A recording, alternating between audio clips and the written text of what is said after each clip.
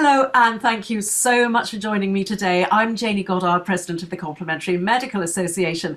And today, in our CMA Members Showcase video, I am incredibly excited. I'm being joined today by David Farmer. David, hello, thank you so much for coming on the show.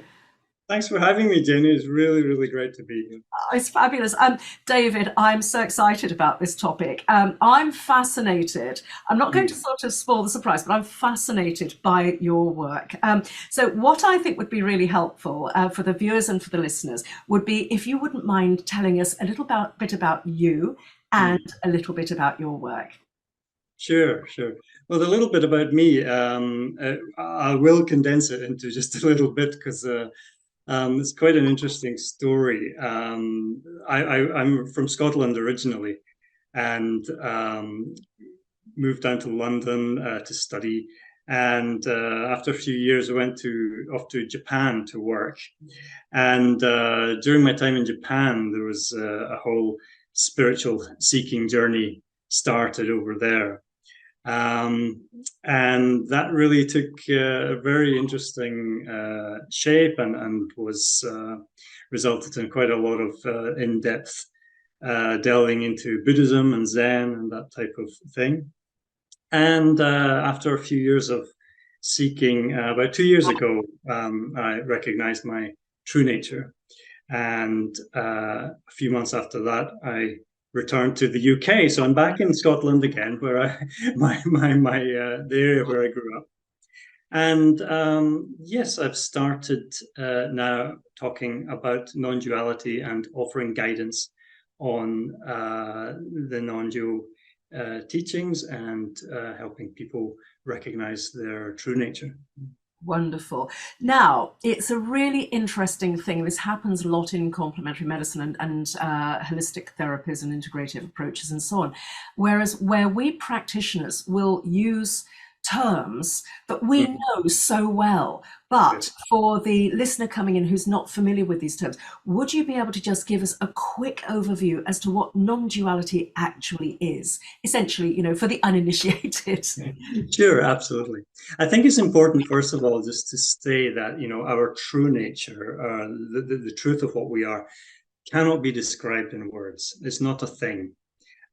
So it's really beyond duality and non-duality.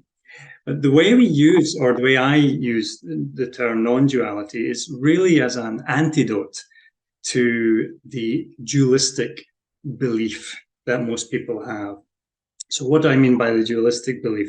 The dualistic belief is that, and this is held by 99% of the Earth's population at the moment, is that there is a separate person here and a world out there. There's me and there's the world, and they are separate. And what non-duality says is, well, that isn't exactly true. You may feel that, but in actual fact, non-duality is saying that we are a singular field of existence, a singular field of awareness, and this separation that you feel doesn't actually exist. It's the fact that you believe that it does, which causes the strife and the struggling and the problems that you see in the world. A good image or good analogy that's often used for non-duality is that of the wave and the ocean. So the wave is intrinsically part of the ocean. It comes from the ocean. It dives back into the ocean. It's part of the ocean. It's made of the same stuff that the ocean is made of. But it's not a separate entity. It is part of the ocean. So imagine if how absurd it would be for the wave to believe that it's a separate entity. Yes. But that's what everybody is doing. Yes. It's such a fascinating topic, and my mind is kind of going here, there, and everywhere with so many questions.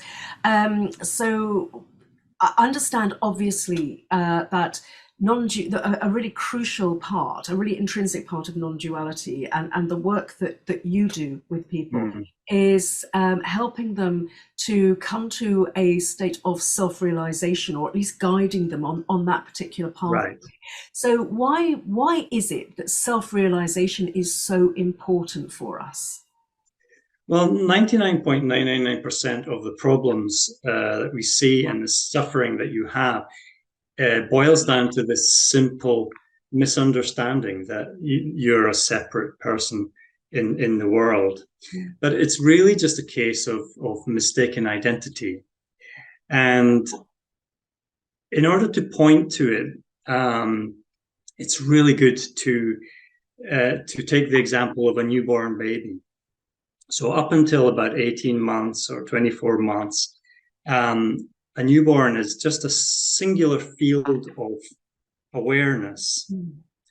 But around 18 months, 24 months, it's taught to be separate.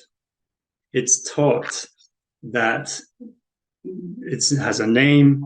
It's taught that it has parents, and these other people have names and they have roles and identities. And the newborn is taught. And then this sort of veil comes down. But it's just beliefs. It's just ideas. So this is a really, really good way of looking at it. So you can see that it's just a case of mistaken identity. So what non-duality, or what the work that I do, is not teaching, because there's nothing to teach at all.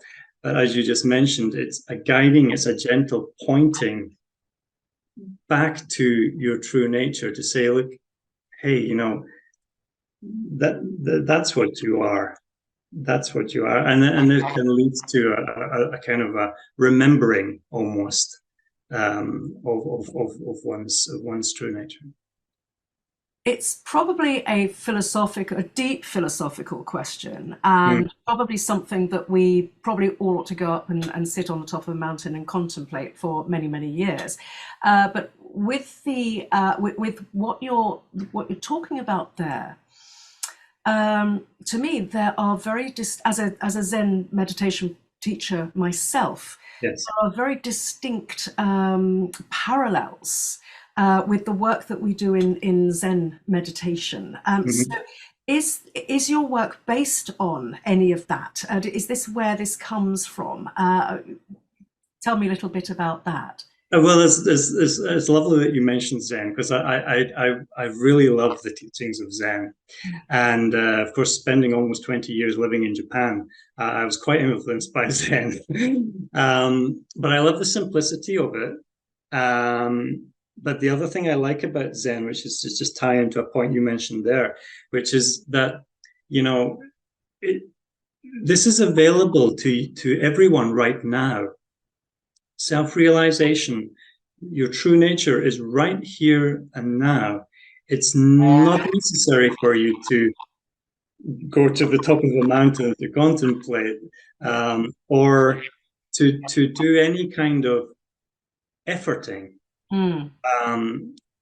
As regards to the meditation, meditation can be useful in a way, particularly if people are really caught up in thinking and mind. It can be a good way to have an initial separation between awareness and thought. But meditation at its deepest level is simply the flow of love. And it's not that you sit down and you think about something for 20 minutes and then you get up and go and do something else. Meditation is not something that you do, it's something that you are. And so it's a being. And so meditation is available right in this very moment. And another word for meditation is your true nature. So that's how I would, yes, I do love the teachings of Zen, and the teachings of Zen are really what you are and what is happening right now, just this. Yes, that's absolutely, it's so fascinating, and that is a topic that that we could go on for many days on. I Yes. know, but I do think we've got to, as I said to you before we started recording this, we're going to have to bring you back and actually probably do a tutorial, because I'm sure so many people are going to be absolutely fascinated by this. So if I think the first thing I suppose we should really establish for our listeners and our viewers is what actually happens in a session. What do you actually do with people? So they come along, they find you, perhaps through the CMA site, for example, and then they will book in to see you. And then what Yes. happens? Yeah, so it's a case of having a conversation, a very relaxed, comfortable conversation, and meeting each person where they are and taking it from there through conversation. And as I say, it's not a case of teaching anything. I'm not a teacher. There is no teaching, nothing to teach anybody. It's recognizing it's helping people recognize what they already are. And so through conversation, we can use various techniques, which I won't go into too much detail today, but various techniques of non-dual pointing. Because as I said right at the very beginning, your true nature, the truth of what you are, can't be expressed in words. It's beyond the opposites of good and bad and this and that and duality and non-duality. So be expressed in words, so therefore it can't be taught, but we can use words to point to that. And through various ways of pointing and just discussing and talking and pointing, I just keep pointing back, pointing back, pointing back to that which is already there, which people just keep overlooking. Yes. It's just gently pointing back to that in the session. And that's basically how the session will go. That's fantastic. So how do people find you? Because I'm sure that I think we've whetted many appetites. I hope so. I'm sure we have, actually. I'm just thinking, when can I book in? This is so exciting. It really, really is. So how do people find you, David? What's the best way? The best way is just through my website. My website is called effortlessbeing.org. And people can go on there and send me a message. They can also book a session with me through the website very easily in just a few clicks. So that's the simplest and easiest way to get in touch. Effortlessbeing.com, is that right? Org. Sorry, effortlessbeing.org. Okay, That's and correct. the other thing I was just going to say, if you're watching this on YouTube, on the show notes, if you just click the little drop down or the more at the underneath the video, it will actually open up the show notes and you'll be able to see all of David's contact details. David, do you work with people one-to-one, or do you work online, or both? How does that work? I find one-to-one to be the best. So my sessions are all one-to-one. They're all private, because you really need to engage with that person. So I find one-to-one sessions to be the most effective. So yes, they're all one-to-one and online. And online. So if we're not lucky enough to be able to come and see you in Scotland, you would still be able to help people and work with people all over the world. Absolutely, yes. Most of the sessions and most of the contact I have with people is online. I think most people these days have got accustomed to that. But yes, most of the sessions are online. But if somebody does want to come see me in Scotland, it's a lovely place. So please, they're welcome. Where are you in Scotland? I'm just a little north of Edinburgh. I'm about nice. an hour north of Edinburgh in the beautiful countryside, about 10 minutes from where I grew up. So it's really beautiful. Beautiful, absolutely gorgeous. Well, David, we will have you back. This is so interesting and so wonderful. So thank you so much for sharing, your knowledge and expertise and telling us about the work that you do. It is such important work. I think more so now than ever, with everything that people are going through, sort of emerging from COVID and emerging into, from awfulness into, the financial crisis and all of the things that are going on, and wars and refugees and terrible, terrible things that are happening all over. And we do need to keep coming back to the true essence, don't we? Because it's so healing and so helpful.